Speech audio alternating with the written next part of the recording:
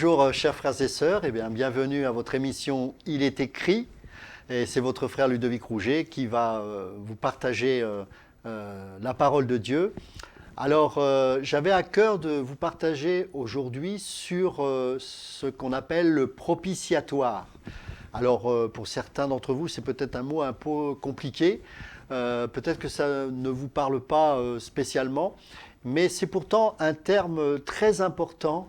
Et on pourrait aussi faire pas mal d'enseignements en rapport avec le salut et avec le propitiatoire, parce que nous allons voir au travers de cet enseignement que cet objet, car c'est un objet, est très important et qui nous parle aussi bien sûr du sacrifice et du salut.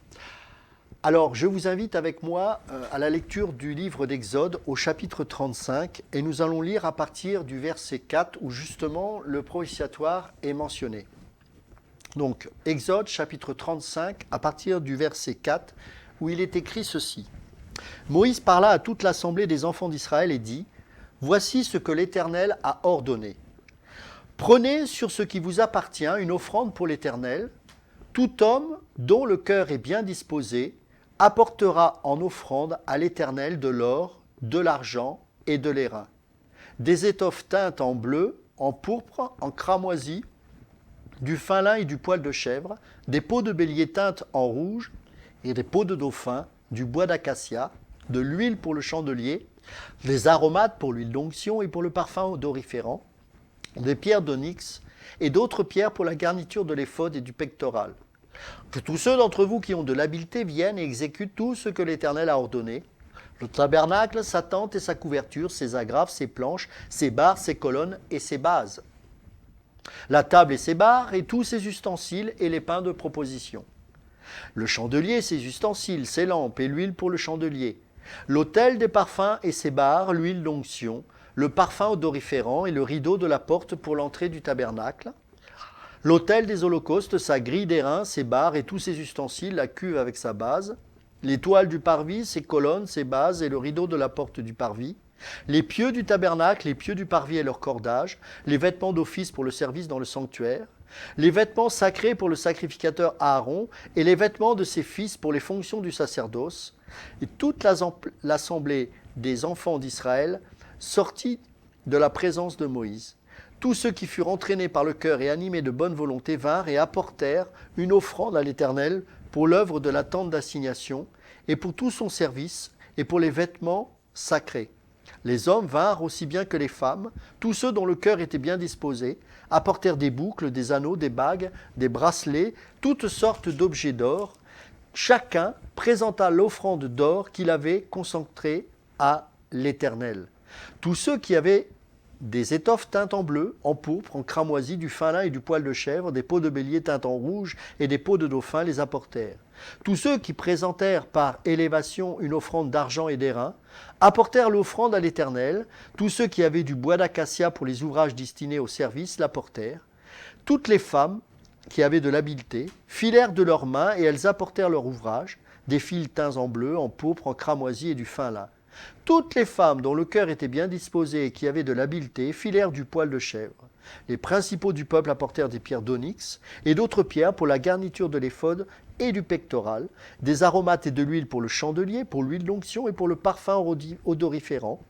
Tous les enfants d'Israël, hommes et femmes dont le cœur était disposé à contribuer à l'œuvre que l'Éternel avait ordonnée par Moïse, apportèrent des offrandes volontaires à l'Éternel. Alors, vous pourrez lire aussi au chapitre 36, on y parle de la couverture de fin lin, des couvertures de poil de chèvre, des peaux de bélier, des peaux de dauphin. On y parle bien sûr des planches et de leur base, bref, toute la construction.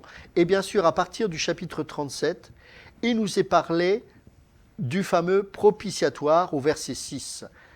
Il fit un propitiatoire d'or pur. Sa longueur était de 2 coudées et demie et sa largeur d'1 coudée et demie. Il en fit 2 chérubins d'or. Il les fit d'or battu aux 2 extrémités du propitiatoire, un chérubin à l'une des extrémités et un chérubin à l'autre extrémité. Il fit les chérubins sortant du propitiatoire à ses 2 extrémités. Les chérubins étendaient les ailes par-dessus, couvrant de leurs ailes le propitiatoire. Et se regardant l'un l'autre, les chérubins avaient la face tournée vers le propitiatoire. Donc là, on voit ce que c'est sous Moïse que Dieu donna les directives pour construire ce qu'on appelait le tabernacle. Alors, le tabernacle, c'était une tente et où devait résider dans un lieu précis, à savoir le lieu très saint, la présence même de Dieu.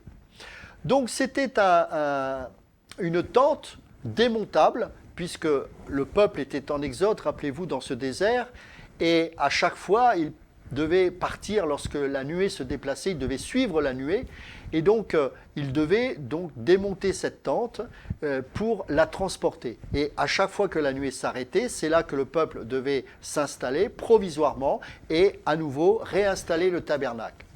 Alors, le propitiatoire était une sorte de couvercle. Alors, en hébreu, c'est kaporet, K-A-P-O-R-E-T-H. Et il faut savoir que le verbe expier en hébreu, qui signifie kafar, K-A-P-H-A-R, est tiré du mot kaporet.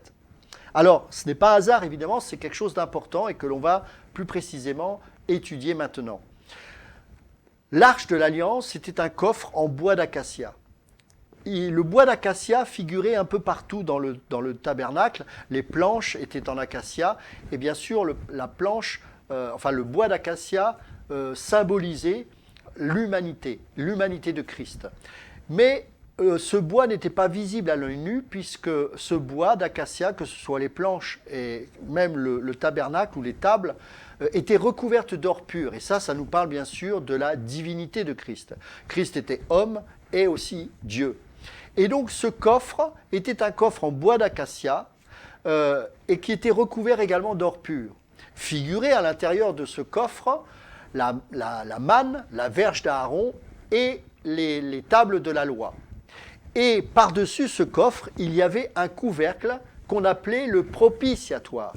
Ce couvercle était en bois d'acacia, recouvert également d'or pur et taillé d'une seule pièce avec deux anges qui étaient sculptés sur ce propitiatoire.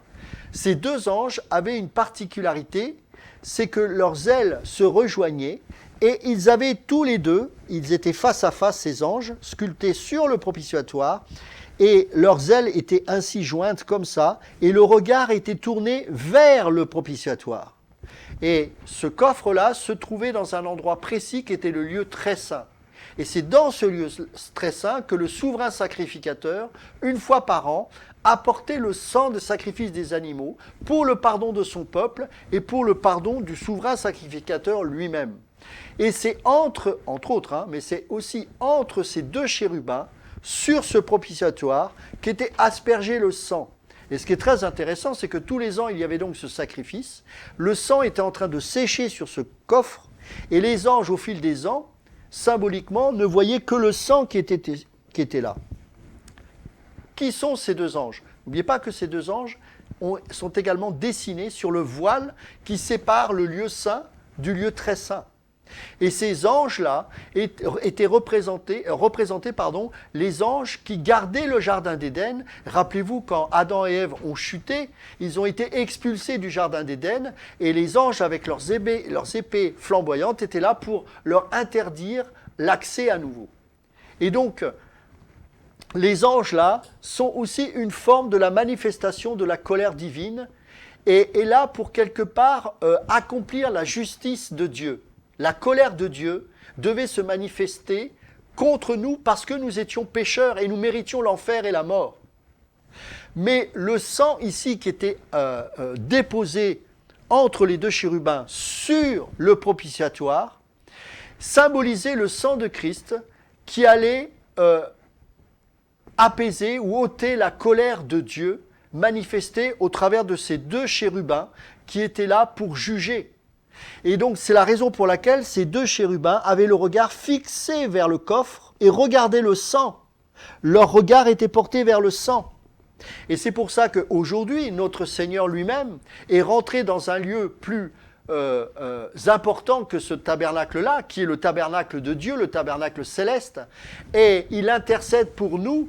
Et lorsque Dieu nous voit, il n'y a plus la colère ni le jugement. Pourquoi? Parce qu'entre Dieu et nous, il y a Jésus-Christ qui intercède et il voit au travers de nos vies le sang de l'agneau immolé le sang de Jésus qui a apaisé définitivement la colère de Dieu. Et donc, c'est la raison pour laquelle ce coffre, plus exactement ce couvercle qu'on appelait le propitiatoire, on l'appelait le trône de la miséricorde. C'est incroyable, n'est-ce pas? Et donc, regardez ce qu'il est dit dans Romains chapitre 3, verset 25. Romains chapitre 3, verset 25. On va prendre à partir du verset 21. Mais maintenant, sans la loi est manifestée la justice de Dieu, à laquelle rendent témoignage la loi et les prophètes. Justice de Dieu par la foi en Jésus-Christ pour tous ceux qui croient, il n'y a point de distinction. Car tous ont péché, en grec c'est armatia, c'est-à-dire manquer le but, et sont privés de la gloire de Dieu. Et ils sont gratuitement justifiés par sa grâce, par le moyen de la rédemption. Ici, rédemption en grec, c'est apolutrosis, qui nous parle de délivrer d'une rançon, qui est en Jésus-Christ. C'est lui que Dieu a destiné à être par son sang, pour ceux qui croiraient, victime propitiatoire. Donc on voit que ce terme il réapparaît en grec ici, c'est ilastérion qui veut dire qui rend propice, favorable. Afin de montrer sa justice, parce qu'il avait laissé impunis les péchés commis auparavant, au temps de sa patience. Alors on va prendre un autre passage, évidemment, dans Hébreux chapitre 9, verset 5. Je vous encourage vraiment à étudier le livre aux Hébreux. C'est un livre au niveau de la doctrine qui est incroyablement précis et qui nous parle justement de la signification et la portée spirituelle du tabernacle ou du temple. Puisque le temple, construit sous Salomon, a la même portée et signification spirituelle, bien évidemment. Hébreux chapitre 9, verset 5. Au-dessus de l'arche étaient les chérubins de la gloire, couvrant de leur ombre le propitiatoire. Ce n'est pas là le moment de parler là-dessus. Or, ces choses étant ainsi disposées, les sacrificateurs qui font le service entrent en tout temps dans la première partie du tabernacle. Et dans la seconde, c'est-à-dire dans le lieu très saint où figurait le propitiatoire, seul entre une fois par an, non sans y porter du sang qu'il offre pour lui-même et pour les péchés du peuple. Donc on voit bien que donc le souverain sacrificateur, dans le lieu très saint, apportait le sang pour le pardon de ses péchés et du peuple, en présentant le sang et en aspergeant le propitiatoire. Verset 8, le Saint-Esprit montrait par là que le chemin du lieu très saint n'était pas encore ouvert tant que le premier tabernacle subsistait. C'était un symbole pour le temps présent, etc., etc. Quand Jésus est mort à la croix, vous vous souvenez, le voile qui séparait le lieu saint du lieu très saint s'est déchiré de haut en bas, et pas de bas en haut. Pourquoi? Parce que c'est Dieu qui spirituellement a déchiré de ses propres mains ce voile. Si ça avait été l'homme, ça aurait été de bas en haut. Non, c'est Dieu. Et donc, regardez ce qu'il est dit dans Hébreux chapitre 4, verset 16, et ça c'est très important de comprendre cela. Approchons-nous donc avec assurance du trône de la grâce, afin d'obtenir miséricorde et de trouver grâce pour être secourus dans nos besoins. Il n'est pas dit de nous approcher de ce trône. Alors le trône, c'est le propitiatoire, c'est le trône de la miséricorde. C'est là où symboliquement est manifestée la miséricorde de Dieu et où les anges ne sont pas là pour exterminer les enfants de Dieu parce que le sang a été versé une fois pour toutes, nous dit la parole. Et donc il nous est dit de rentrer avec assurance. Pourquoi? Auparavant, on y voit d'ailleurs une très belle description de la tenue des souverains sacrificateurs dans le livre d'Ézéchiel, où on voit que ces souverains sacrificateurs avaient au bas de leur robe des pompons. Et ensuite, ils étaient reliés par l'extérieur avec une corde. Alors pourquoi ils avaient des pompons, ou plus exactement des cloches, ce n'est pas des pompons mais des cloches, et il y avait une cloche qui les reliait à l'extérieur. Parce que lorsqu'ils rentraient dans le lieu très saint, il suffisait qu'il y ait la moindre impureté, la moindre mauvaise pensée dans leur cœur pour qu'ils meurent instantanément. Parce que dans le lieu très saint, il y avait justement ce Dieu saint. Et ce Dieu saint ne peut tolérer le péché. Et donc, au cas où cet homme, animé de pensées impures, le souverain sacrificateur, j'entends, mourrait sur place, personne n'était habilité à récupérer le corps et donc à rentrer dans le lieu très saint. Sinon, parce qu'il allait mourir instantanément. Car seul le souverain sacrificateur pouvait y rentrer une fois par an. Donc, les cloches servaient tout simplement à entendre le souverain sacrificateur lorsqu'il bougeait, les cloches sonnaient et donc on se disait il est en vie. Si on les entendait plus, ces cloches-là, ça voulait dire qu'il était mort.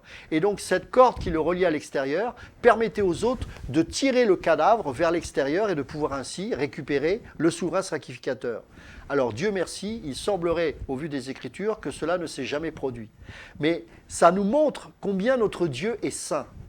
Mais quand le voile a été déchiré grâce à l'œuvre de Jésus-Christ, eh bien, nous n'avons plus à avoir cette crainte, cette peur. La crainte de Dieu, elle est bonne, il faut la crainte de Dieu. Mais là, je parle de la crainte par rapport à la peur. L'amour parfait bannit la crainte, sous-entendu bannit cette peur que Adam manifestait lorsqu'il avait chuté et qu'il s'est caché.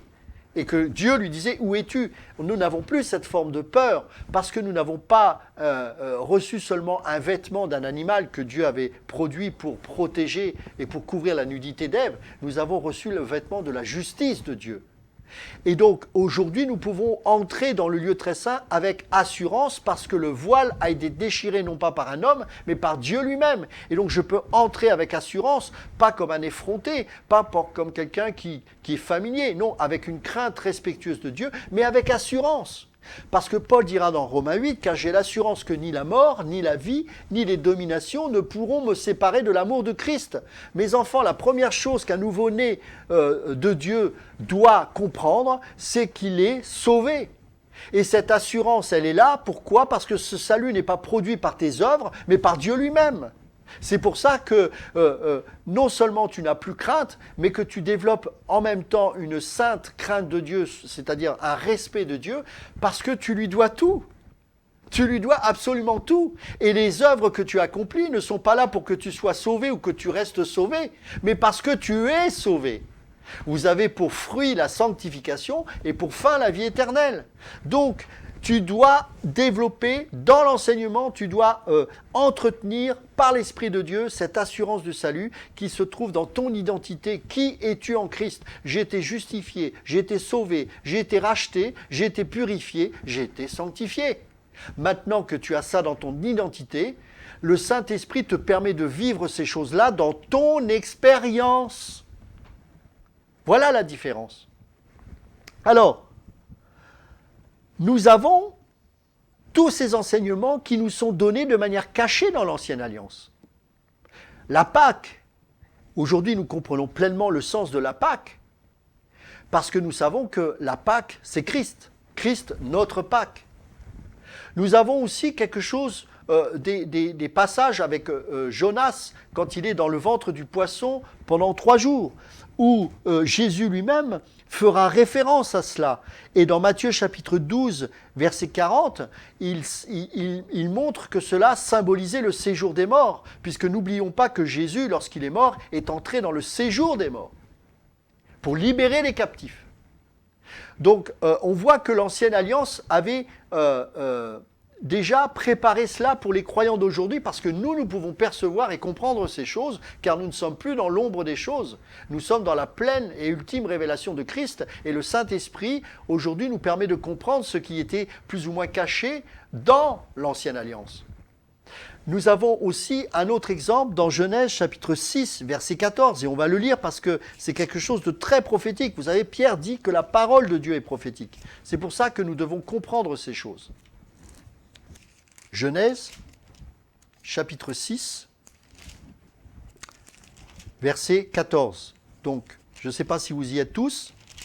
« Fais-toi une arche de bois de gopher, tu disposeras cette arche en cellules et tu l'enduiras de poids en dedans et en dehors. » Alors, on va faire une pause de publicité et on reprendra l'émission en expliquant la portée prophétique de ce verset qui est magnifique. À tout de suite.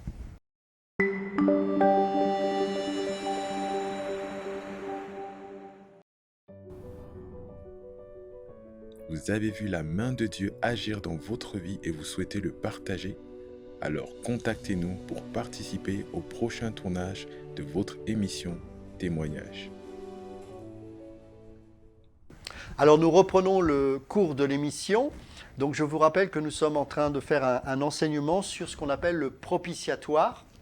Alors j'avais expliqué ce qu'était le propitiatoire C'était donc le coffre qui couvrait, enfin c'était le couvercle qui recouvrait le coffre, et le tout formait ce qu'on appelle l'Arche de l'Alliance, et il se trouvait dans le lieu très saint. Donc nous avons expliqué la portée spirituelle du propitiatoire. Qu'est-ce qu'il nous apprend aujourd'hui? Et nous avons expliqué que ce propitiatoire est un trône, puisqu'on l'a appelé le trône de la miséricorde, et que le sang était versé au milieu de ces deux chérubins qui faisaient partie de ce couvercle, de ce propitiatoire. Et nous avons vu que ces anges étaient là pour justement manifester la justice de Dieu, et que pour apaiser la colère qui devait être manifestée contre nous parce que nous étions pécheurs et que Dieu ne pouvait accepter le péché, eh bien ces anges avaient le mandat justement d'accomplir la justice divine. Mais comme ces anges, évidemment c'était symbolique, hein, mais sur ce coffre-là et sur ce couvercle avait le regard tourné vers le sang, cela signifiait ce que Christ allait faire plus tard, car le sang, le châtiment qui est tombé sur lui nous donne la paix, c'est par ses meurtrissures que nous sommes guéris. Le sang a effacé nos péchés, et lorsque Dieu le Père nous regarde, il nous regarde au travers de son Fils qui intercède pour nous et qui a versé son sang et qui l'a apporté dans le lieu très saint, mais ça, cette fois, c'est le lieu saint, lieu très saint spirituel.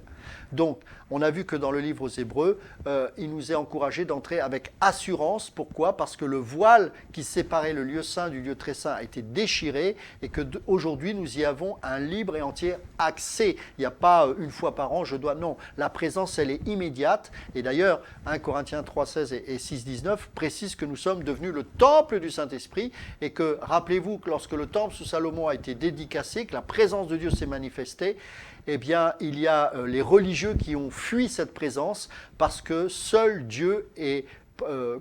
Dieu est concerné par sa propre gloire et pas par nous-mêmes. Et donc, de la même manière, nous avons reçu le Saint-Esprit au travers de nos nouvelles naissances, un peu comme la Pentecôte lorsque l'Église est née.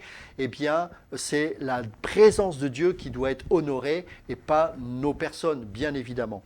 Donc, là, nous étions rendus à Genèse chapitre 6. Nous avions vu que kaporet en hébreu, qui signifie propitiatoire, il y a un verbe qui en découle, c'est kafar, K-A-P-H-A-R, et qui signifie expier.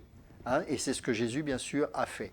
Il a expié nos péchés. Donc, on y retrouve ce mot en hébreu donc dans Genèse chapitre 6. Alors, j'avais parlé aussi des différents symboles qui nous parlent de l'expiation de toutes ces choses, avec Jonas, avec Jonas et la Pâque, bien sûr, j'avais oublié la Pâque. Donc il y a plein d'autres images qui sont utilisées dans l'Ancienne Alliance, hein, mais on ne peut pas tous les citer aujourd'hui, bien évidemment, ce serait trop long. Mais je voudrais m'attarder sur deux exemples qui sont très significatifs. Dans Genèse chapitre 6 et verset 14, et nous avions lu ce verset-là, et il est dit: fais-toi une arche de bois. Donc l'arche symbolise bien sûr le salut. Tous ceux qui entreront seront sauvés du jugement du monde qui est établi par les eaux. Et tu l'enduiras de pois.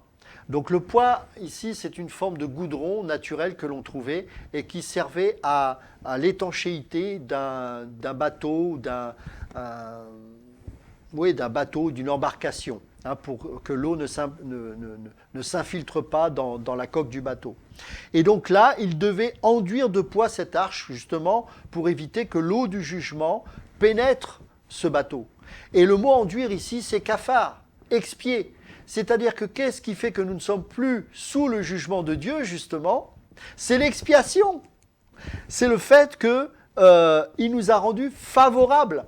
Et donc, le jugement de Dieu ne pouvait plus rentrer dans l'arche. Nous sommes dans l'arche, et l'arche, c'est Christ, bien évidemment. Et cette protection, cette étanchéité de l'arche, c'est kafar, c'est l'expiation. Il nous a rendus favorables. Nous ne sommes plus sous la condamnation. Paul dira, il n'y a plus aucune condamnation pour ceux qui sont en Jésus-Christ. Et ça, c'est magnifique. Il y a un autre passage, et qui est vraiment très prophétique, c'est dans Juge chapitre 14, Juge chapitre 14 et verset 5. Et je voudrais qu'on le lise ensemble. C'est un passage très fort, très profond, très prophétique. Juge chapitre 14, verset 5. Samson descendit avec son père et sa mère. Donc, rappelez-vous, Samson est établi juge et il va provoquer les Philistins en épousant justement une Philistine. Samson descendit avec son père et sa mère à Timna. Lorsqu'ils arrivèrent aux vignes de Timna, voici, un jeune lion rugissant vint à sa rencontre. L'Esprit de l'Éternel saisit Samson, et sans avoir rien à la main, Samson déchira le lion comme on déchire un chevreau. Il ne dit point à son père et à sa mère ce qu'il avait fait. Il descendit et parla à la femme, et elle lui plut.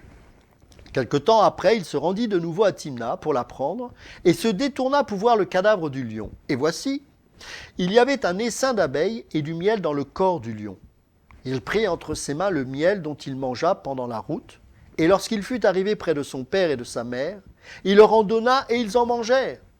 Et il ne leur dit pas qu'il avait pris ce miel dans le corps du lion. Le père de Samson descendit chez la femme, et là, Samson fit un festin, car c'était la coutume des jeunes gens.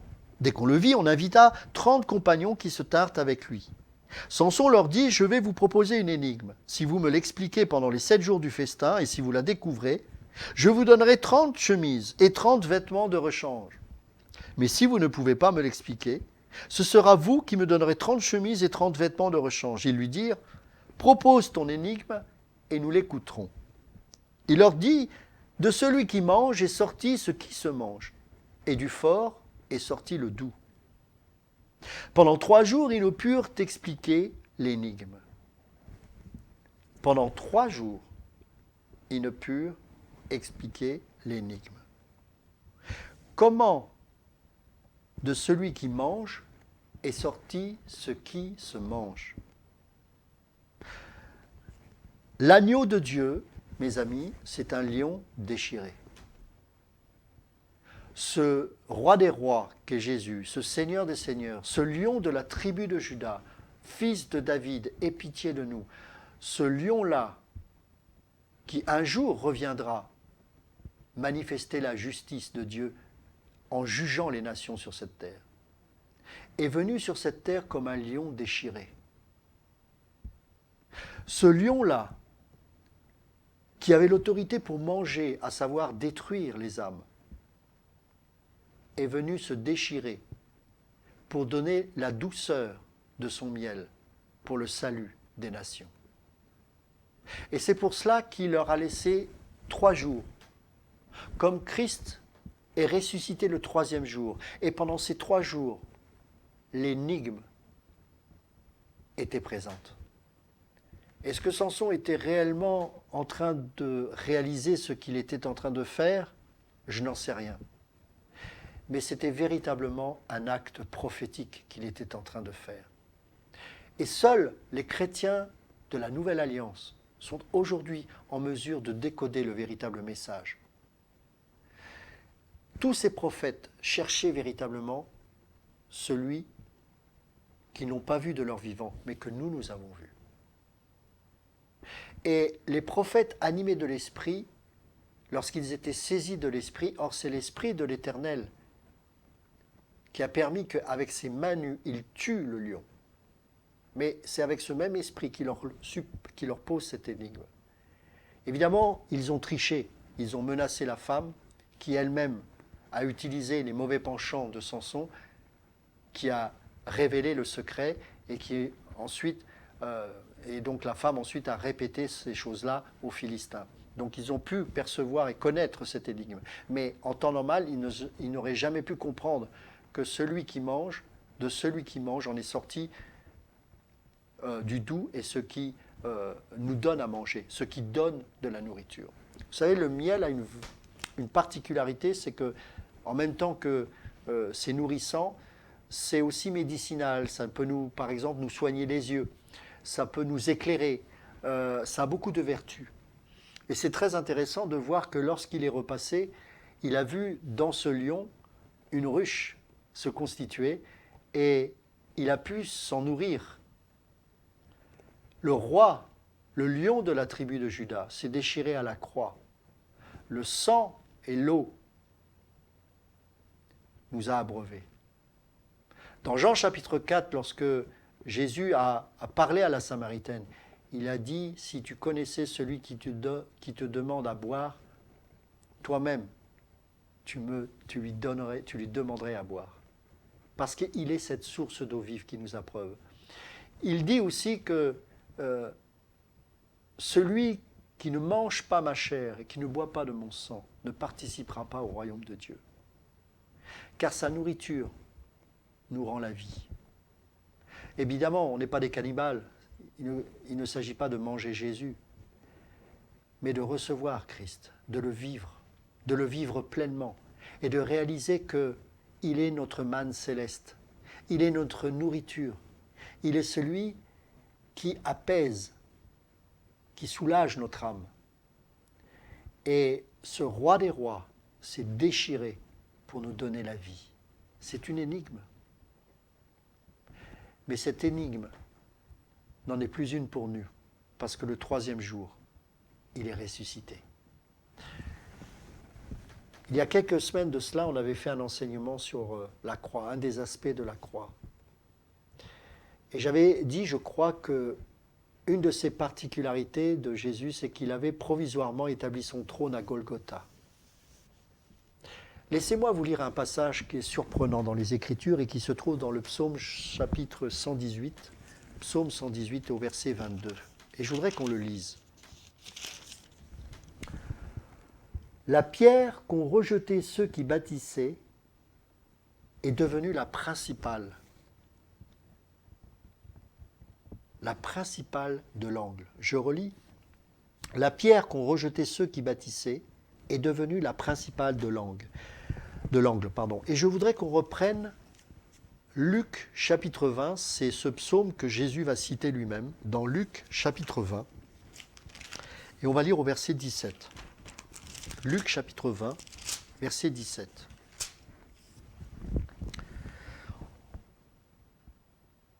On va prendre peut-être la parabole des vignerons, au verset 9, puisque c'est dans ce contexte-là qu'il va citer ce psaume. Il se mit ensuite à dire au peuple cette parabole. Un homme planta une vigne, la ferma à des vignerons et quitta pour longtemps le pays. Au temps de la récolte, il envoya un serviteur vers les vignerons pour qu'il lui donne une part du produit de la vigne. Les vignerons le battirent et le renvoyèrent à vide. Il envoya encore un autre serviteur, ils le battirent, l'outragèrent et le renvoyèrent à vide. Il en envoya encore un troisième, ils le blessèrent et le chassèrent.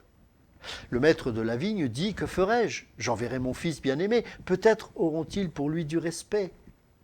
Mais quand les vignerons le virent, ils raisonnèrent entre eux et dirent, voici l'héritier, tuons-le, afin que l'héritage soit à nous. Et ils le jetèrent hors de la vigne et le tuèrent. Maintenant, que leur fera le maître de la vigne ? Il viendra, fera périr ses vignerons, et il donnera la vigne à d'autres. Lorsqu'ils eurent entendu cela, ils dirent, à Dieu ne plaise. Mais jetant les regards sur eux, Jésus dit, que signifie donc ce qui est écrit ? La pierre qu'ont rejetée ceux qui bâtissaient est devenue la principale de l'angle. Quiconque tombera sur cette pierre s'y brisera, et celui sur qui elle tombera sera écrasé. Une parole puissante. Mais Jésus, lorsqu'il est venu sur cette terre, il est venu non pas pour condamner et détruire le monde, mais pour le sauver. Cette pierre que les pharisiens ont rejetée est devenue la principale, celle de l'angle. Golgotha, lorsque vous faites des recherches, vous verrez que Golgotha était une carrière. Une carrière où, pendant très longtemps, on a pu extraire des pierres pour construire des bâtiments. Mais au bout d'un moment, cette carrière a été délaissée au point d'être, du temps de Jésus, totalement abandonnée parce que les pierres qui étaient produites de cette carrière n'étaient pas bonnes pour construire des temples parce que cette pierre qui était extraite de cette carrière était devenue friable. Par conséquent, cette pierre a été rejetée des hommes. Cette pierre issue de cette carrière de Golgotha a été rejetée parce que cette pierre n'était plus utile aux hommes. Et pourtant, cette carrière a été utilisée car c'est là que la croix a été plantée au lieu du crâne, confirmant ainsi la parole prophétique que la pierre qui a été rejetée par les hommes car plus utile pour la construction des bâtiments est devenue la principale et le fondement même d'un nouveau bâtiment spirituel d'une portée incroyable. l'Église. Cette pierre qui a été rejetée est devenue la principale. Golgotha signifie lieu du crâne. La prophétie de Genèse 3,15, cette postérité ou le Messie, ça dépend des traductions, te blessera la tête. Et toi, en s'adressant au serpent, tu lui blesseras le talon. Je dis bien blessé parce que les deux mots sont identiques, ce sont les mêmes mots en hébreu, ça signifie blessé. Qu'est-ce que ça veut dire? Où est-ce que la tête a été blessée? À Golgotha, au lieu du crâne. Pour ceux qui connaissent un peu la sorcellerie, ils savent que les sorciers ont de la puissance à la hauteur du sacrifice et du coût du sacrifice qu'ils font. Et c'est pour ça que beaucoup sacrifient ce qui est leur plus cher, ce qui leur semble être le plus cher pour eux, à savoir peut-être leurs enfants, leurs époux, leurs parents, etc. Et donc plus ils vont sacrifier ce qui est cher, plus ça aura une puissance, plus ils obtiendront la puissance. Mais un jour, la plus grande puissance qui n'ait jamais existé sur la terre s'est manifestée et qui a fait taire tous les sacrifices. Car ce qui a été le plus cher aux yeux de Dieu, à savoir son propre Fils, a été sacrifié. C'est ainsi que la tête du serpent a été écrasée, le lieu du crâne à Golgotha. Et c'est la raison pour laquelle nous n'avons plus rien à craindre au niveau de la sorcellerie. Parce que le lieu du crâne, le lieu où le crâne du serpent était opérant, là où tous les sacrifices de sorciers pouvaient obtenir une forme de victoire, a été écrasé une fois pour toutes, car le plus cher des sacrifices a été fait à Golgotha, celui du Fils de Dieu. Et c'est pour ça que nous sommes en paix. Et vous savez, cette principale pierre, elle est appelée celle de l'angle. Vous savez pourquoi? Parce qu'à l'époque, lorsqu'on fabriquait des temples, on utilisait comme référent ou comme, comment dirais-je, fil à plomb, vous savez ce qui sert de niveau pour que toutes les autres pierres soient droites, une pierre angulaire. Dans les pyramides, par exemple, lorsqu'on construisait des pyramides, on établissait d'abord une pierre qui servait de référence. On la posait, elle était à l'angle, et ensuite toutes les pierres qui étaient construites après elle se référaient à cette pierre principale, celle de l'angle. L'Église s'est construite à partir de cette pierre principale que les hommes ont voulu rejeter, particulièrement les pharisiens. Et donc l'Église spirituelle, l'édifice spirituel, le temple, se construit à partir de Jésus qui est la pierre angulaire. Et toutes les pierres vivantes que nous sommes sont calées sur la pierre angulaire. Et c'est la raison pour laquelle cet édifice spirituel ne pourra jamais s'écrouler, mes amis. Jamais. Ça a été une énigme que les prophètes ont voulu percer dans l'Ancienne Alliance. Ils ont attendu, en priant pour que de leur vivant, ils puissent le voir.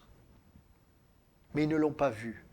Seul Siméon, un jour, est entré dans le temple et a porté dans les bras Jésus, ce bébé qui allait devenir cette pierre principale. Alors mes amis, je veux vous encourager au travers de cette parole aujourd'hui. Et je vais vous dire ceci.